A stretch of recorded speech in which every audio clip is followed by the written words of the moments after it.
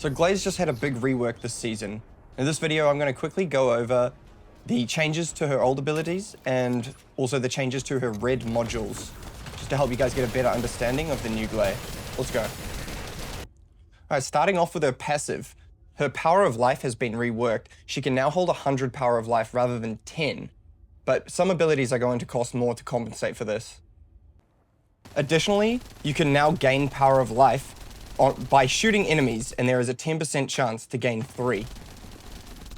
Gley's Frenzy will now deal damage over time to you, but you gain a 30% increase to explosive damage and a little less downsides to the recovery and damage reduction modifiers.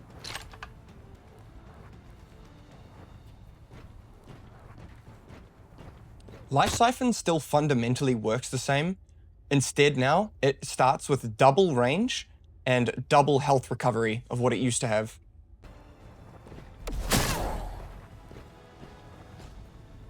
Increased Sensory has received a massive buff. It is now double the duration starting at 10 seconds. Also, it scales now with maximum HP, almost like Serena's ult, which is quite nice. I will fight all my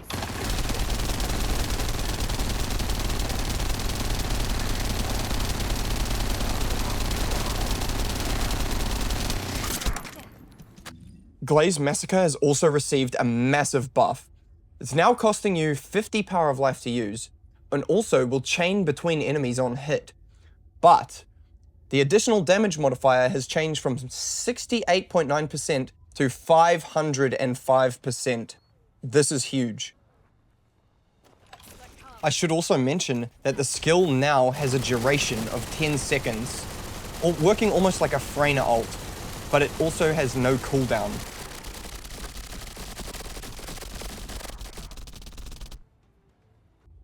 Alright, having a look at our first reworked red module for Gley here, Super Sensors will modify your Life Siphon to now attack one enemy, but it will inflict bleed on them for 20 seconds. You will also deal increased damage to bled enemies with your Massacre. The Maximized Lethality will now lose a little bit of critical damage for a trade-off of movement speed. But the ult will now have a base starting point of 370 attack power, but you gain that for every stack of bleed. So this is definitely more for single target encounters, you know, your commanders and Colossus.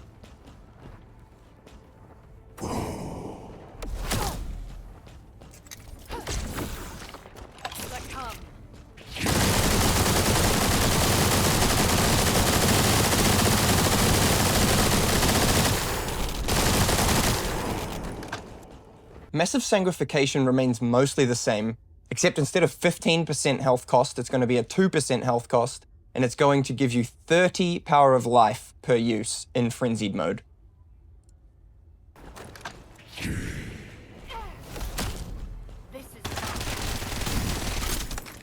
And of course, the fan favorite, Predator Instinct, has had no changes. Demonic Modification has also had a big change. It will now be capped at 30 rounds per minute, but each shot will do an AoE explosion, and the longer you aim in for, the more damage that explosion will do. Let the slaughter begin.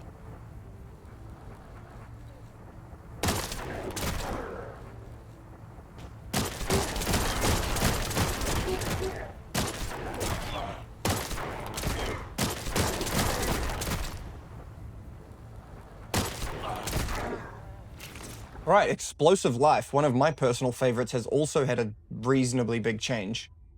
Now, it changes your passive to not be able to generate power of life on hit, or when your teammates kill an enemy. You will now need to kill the enemies yourself to generate the orbs, at a higher spawn rate. But, the payoff for this is an insanely huge increase to damage.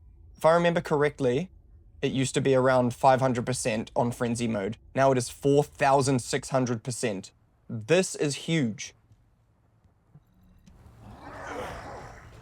Now, what I recommend running with this module is a ranged AoE weapon. I really like the Thunder Cage for this. You can mow down groups of enemies and spawn your power of life super quick to get that frenzied pop off.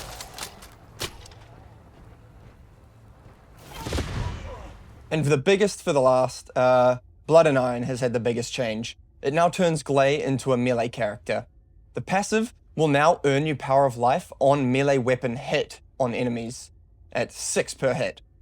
The Frenzied mode now grants you move speed and also critical hit damage and range increase. Maximized Lethality will now grant you a 2000% skill attack additional damage on melee hit. This is disgusting. The ult now completely changes into a single-use AoE ult, sort of a cone effect in front of you. I'll show you that in a second. So yeah, here's a visual of the cone area of effect size. Just to remember, I'm not using any increased range modules, so this could get really nasty. Now, with all of the reworks to her abilities, Gley's modules change a lot. We're now going to be looking for skill power modules. This is what your max DPS build would look like, something similar to this. And inevitably, with the new modules, we're going to be changing our reactors and external components too. For our reactor, we're going to be looking more towards damage-based stuff.